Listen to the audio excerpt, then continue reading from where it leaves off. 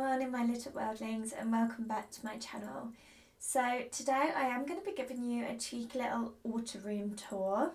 So I'm going to be showing you all of my little trinkets, all of my bits and bobs, my little knickknacks. I also thought it's a good opportunity to answer some of the questions that I've been getting quite frequently on TikTok, revolving around, am I Wiccan, am I pagan, what kind of witch I am, and kind of what traditions I follow. So I did treat myself with a little upgrade. Here she is, isn't she lovely? And I really wanted to practice, and I say practice very strongly, speaking more of a continuous way, because I am actually very dyslexic, and I feel like when people hear about dyslexia they feel like that is a term to represent someone's reading and writing skills, whereas yes, I do have that version of dyslexia too that is called visual stress. So I do struggle to read, I do struggle to write, and I really struggle to spell.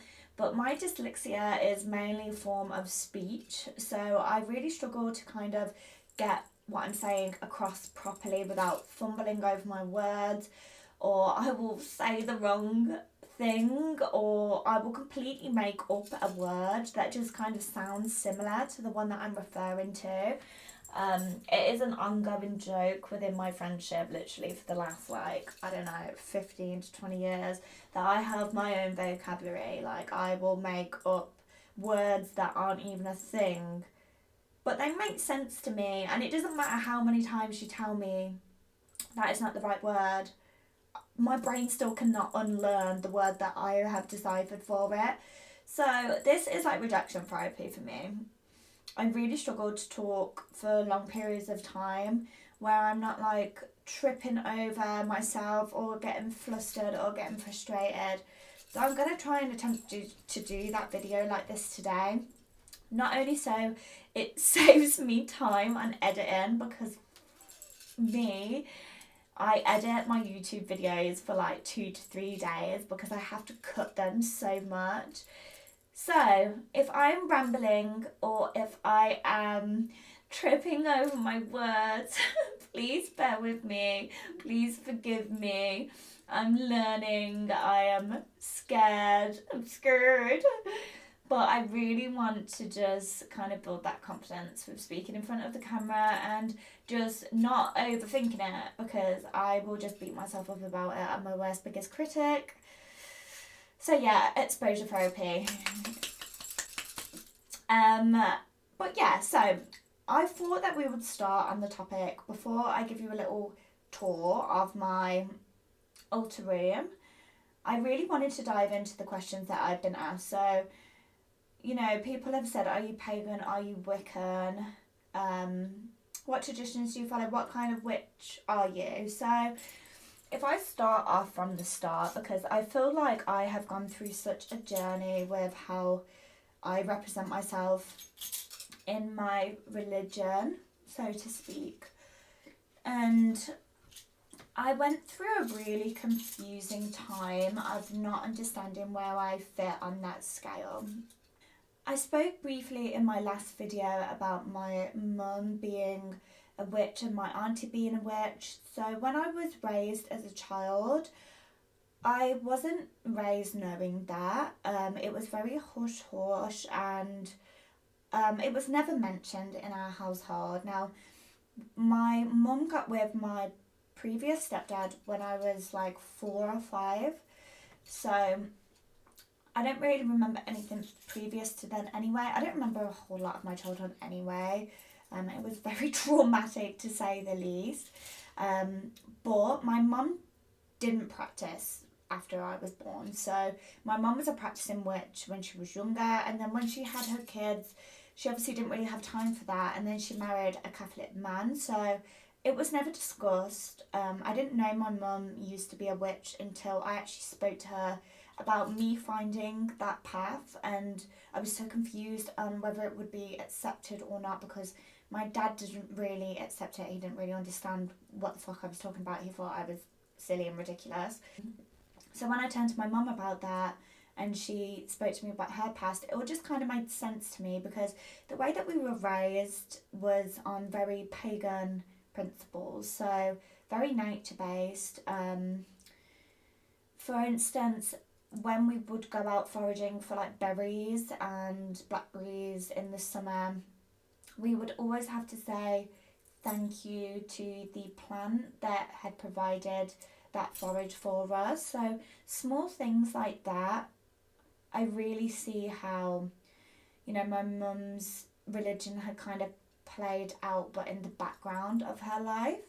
Um, so yeah, very raised on pagan principles, very, you know, encouraged to be outside, to be within nature, and to really respect nature. So I was always told, you treat plants, animals, and people the same. It does not matter. We are all living things.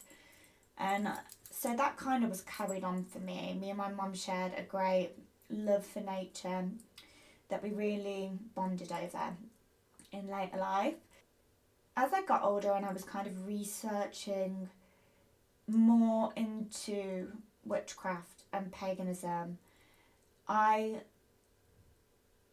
naturally got drawn to Wicca because it is a type of paganism anyway, one that focuses kind of heavily more on practical magic. So, you know, that's just kind of where I fell. It was like where the current naturally took me in these times. So I got lots of books on Wiccan magic. A lot of the principles are very similar to paganism anyway. It's something that wasn't really founded until the mid 20th century. So it is kind of like a modern paganism. But as I started to like research more into it, I realised that I didn't really fit into that either. Even though there are a whole lot of similarities, there are also a whole lot of differences. Kind of too narrow for me. I've always been really heavily fascinated in mythology anyway. I was obsessed with ancient Egypt. Like, in year 4, 8 years old, found out they were pulling brains through mummies' noses and keeping them in jars. I was like, that is my shit. That is my shit right there. I was into it.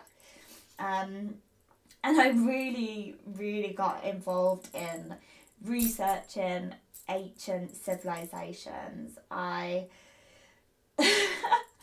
And when I say into it, I mean it consumed my life. I wish I didn't have such bad ADHD, so the information that I kind of actually put my time and effort into would just stay in my brain, because I can't tell you the amount of time I spent researching this stuff. And I feel like it has literally fell out my ear hole just a few years later. My brain can't contain things. But I have took a lot of inspiration from all of that in my beliefs and into my craft. So I wasn't only researching ancient Egypt, I was also researching ancient Mayan civilizations. I was also researching ancient Sumerian beliefs and religions. So I really dove into the Tower of Babel and, you know, the story of Enki and things like that. And I was really in my time of life when I started to research this. I needed something to focus on. I'd struggled so horrendously with my addiction. So when I say that I'd been practicing for 14 years, may I just confirm that there has been breaks in my practicing. I've always had it like such a drive in me for this stuff. It's who I am at my core. But when other factors of life got involved, and that was so heavy, like my addiction, where I wasn't in the right headspace to even be like grounded myself, let alone performing magic. I lost years of learning and connecting with the goddess and with the universe and life and people in general, because I was so honed into my addiction. So when my ex-boyfriend went to rehab and I started my sobriety journey, I really started to hone in on I'm researching the origins of gods and goddesses and ancient religious texts and art, and I probably shouldn't have watched so much ancient civilizations because I was hooked, and I already had a strong belief in extraterrestrial life, and that just confirmed to me that we are all kind of looking at evidence of extraterrestrial life in ancient religion, especially with how a lot of the stories are the same in lots of different mythologies and religions. They just have a small twist, small cultural twist on them.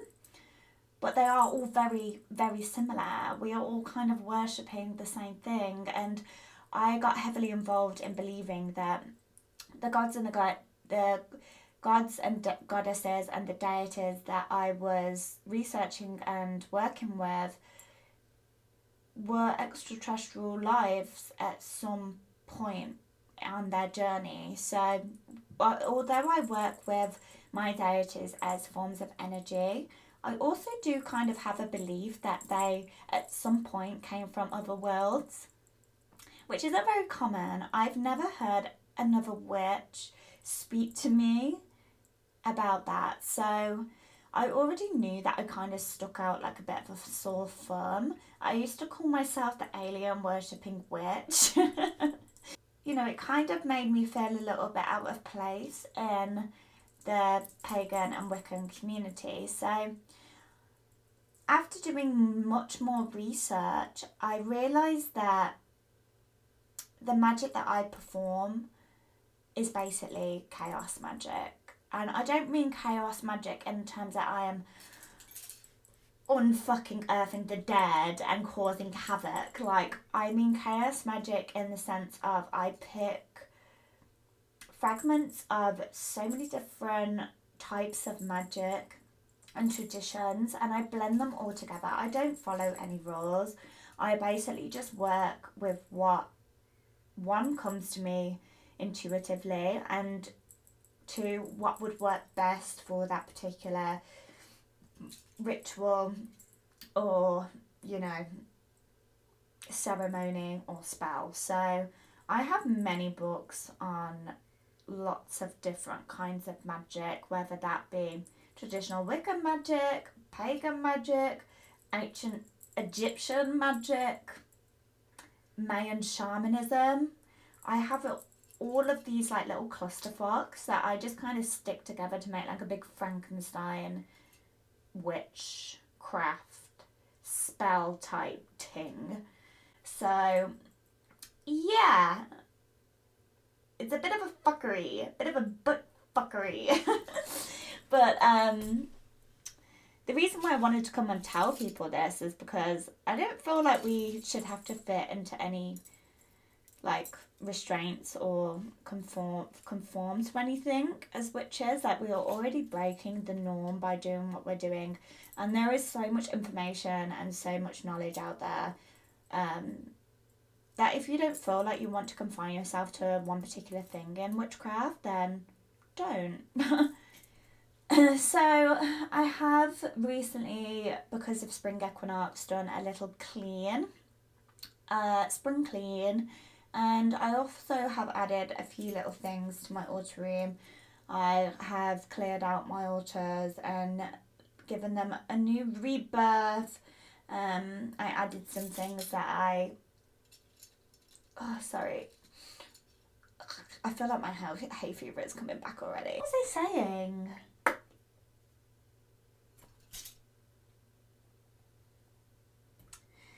Yeah. So I cleared a lot of my altars. I cleansed them. I rebuilt them with like new little trinkets and things that I got mainly from my haul that I did last week. I also built my Astara spring equinox altar moment honouring that season change. So I have currently 1, 2, 3, 4, technically 5 altars in my altar room at the moment. I have today actually sorted out this good old thing. I got this from a charity shop ages ago. I wasn't sure what I was going to do with it because my window where I wanted to hang it from, I have a loft room, so you'll see soon, but it's tilted, so it actually just blocks out any of my light. So I've actually hot glued this to behind my behind this metal bar to the back of the table because I do store things under here and I didn't want them visible. So that's a new addition, but she's so cute. I love her. So yeah, let's get on with the fucking tour, shall we? So straight away from the get-go, you can already kind of see that I don't have a lot of room left in here. I have filled every nook and cranny with some sort of altar or table or workspace.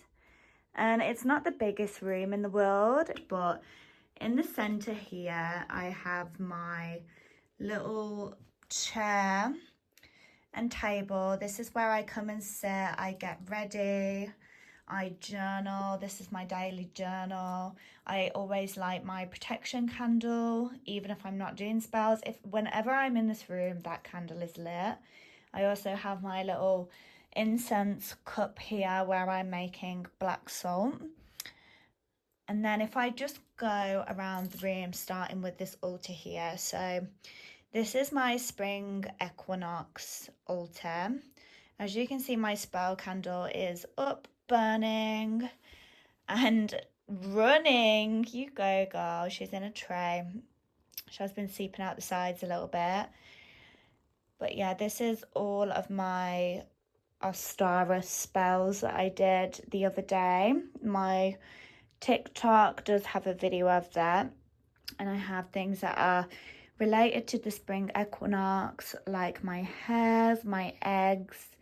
And this was actually a new beginning spell because spring equinox is traditionally known for its basically new year for us witches. So it's a start of new transitions, new beginnings.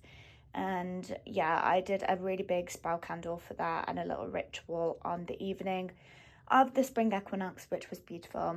And then just to the left, I have my 2025 mood board that I did with my gorgeous friend Phoebe. This has everything on it that I would like to achieve this year, and I always, especially this, and I always have this on display. I did one last year, and I cannot believe the amount that came true off there. So I always have this on display where I can see it, and yeah, just inspire me every day for that little bit of motivation. I have this little table here with my printer on it. I obviously am an artist and a tattooer, so I print off all of my flash, my prints, everything from home, which is absolutely delicious. It saves me so much money in the long run. This also kind of acts as like a mini shrine that I sit with for my ex-partner who passed away.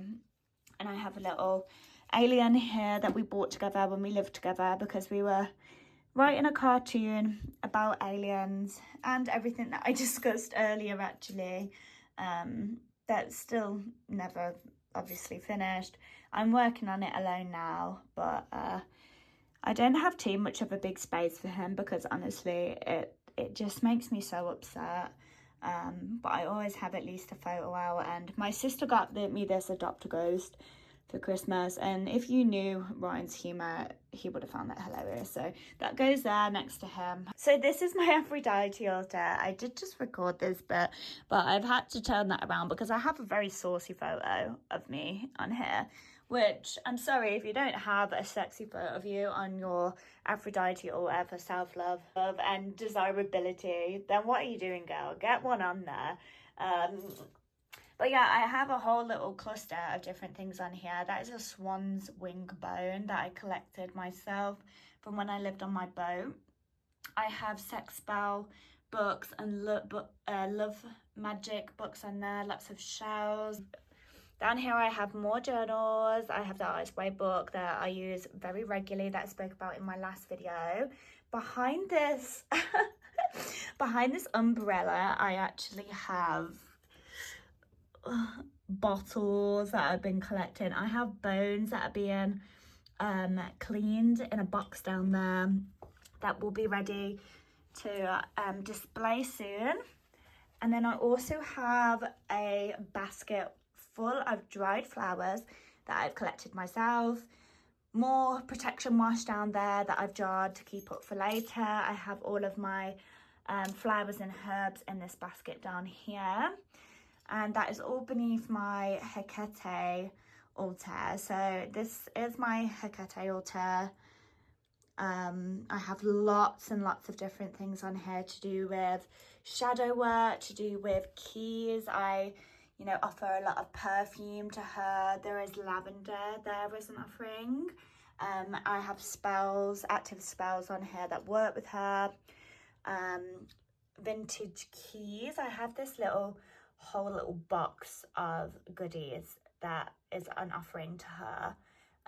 Things that I have found while on walk. So this little doll head, I just felt like she would love that. I have a thistle, a crow's feather, garlic, moss, and then we have a little offering plate here as well, a little rune that I picked out, and also my daily tarot cards that I pull for myself. So they are on here with Mother. Now moving to the left, I have my workspace. So this is predominantly where I'll dress my candles and stuff. I like to have more of a messy area for this because I don't like to do it straight directly on any deity's altars. So I have all my herbs that I use regularly in front here. More manifestation journals, my old Gilmore that my mom got me when I was a wee baby. So this was one of my first book of shadows. I have different cards and books that have been passed down to me from my auntie, who is also a witch. Then here I have artwork that I've done myself. This is a Sagittarius drawing and poem. I have the Empress tattoo that is now on my arm. I loved her before I tattooed her on me, so I had her printed out. So now there they are. So she now lives on my arm, and then I have the perfect dedicated space to dry out flowers. So this is what I do with that, and I have a lot of homemade little sun goddesses. This is my little Egyptian shelf. I have tickets from where I went to the Saqqara pyramids because my best friend lives in Egypt and I do visit a lot. It is the best, obviously, considering I've had such an obsession with it from an early age. I was so blessed that I actually got to go and live in Egypt for a month this time last year actually.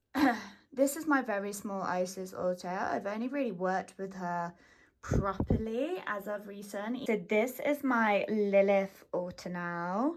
I have a hand-drawn picture for her that I did as an offering for her, and also just stands as her imagery in the altar. I have lots of snake imagery, spider. I have this book called Temptresses, which she is in. This is about a numerous amount of mythology females that have been deemed to be almost demonic, but it shares their real story, and I love that book. I got it from a charity shop when I was at uni for a couple of quid.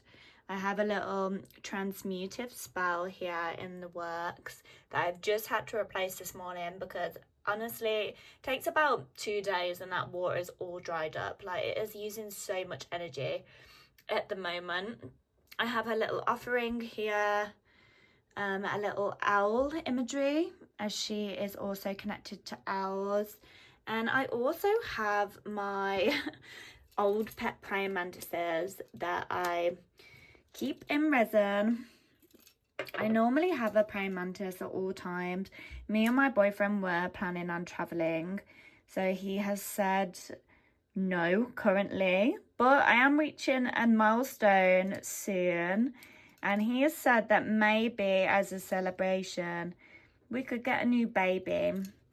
So yeah, I've had like quite a few praying mantises in the past, but these are the two that I managed to keep and preserve. Yeah, and I also have like all of my spare oracle cards and tarot decks under here. Mwah, gorgeous. All of my supplies, so all of my essential oils, candles. I have little different things to tie on petitions, stuff like that. My incense. These are my main tarot cards that are beautiful.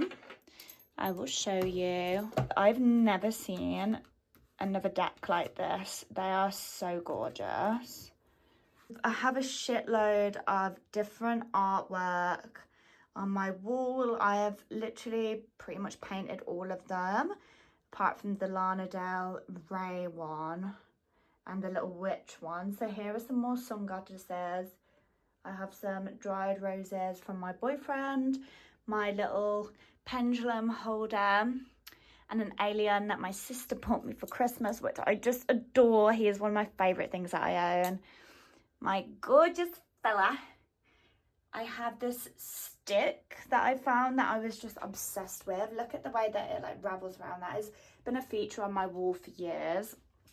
And talking about stick features, I have this stick that I found that I turned into my robe holder. So this holds my robes. She's literally just nailed and balanced in the wall. Bit of dry wood. I just love it. And then I have all of my books. And as you can see from earlier, when I say that, I have researched so many different kinds of magic. They are all here. So Mayan, Egyptian, Sumerian. I also have lots of books on the ancient and the ancient gods. And obviously Narcotics Anonymous. So yeah, a whole bundle of things really here. A lot of these books were gifted to me from my mom or passed down from my auntie. And the books that I started out with, I have then passed them on to beginner witches and friends and stuff like that. So I always have like kind of a circulation of books going on. So that is all for our little tour, and obviously I have tried to do this video in a little bit of a different way to the ones in the past. So if you've managed to sit with me through all of my rambling and little mistakes, then I thank you for that. I am trying to do a video once a week at the moment. So if you have any ideas or anything that you would like to see as normal, please drop them in the comments. But I am going to go and bask in the sun because it's been cloudy as fuck the last couple of days. And our garden doesn't keep the sun for very long. So I'm going to go and do that. But blessed be my darling little wildlings.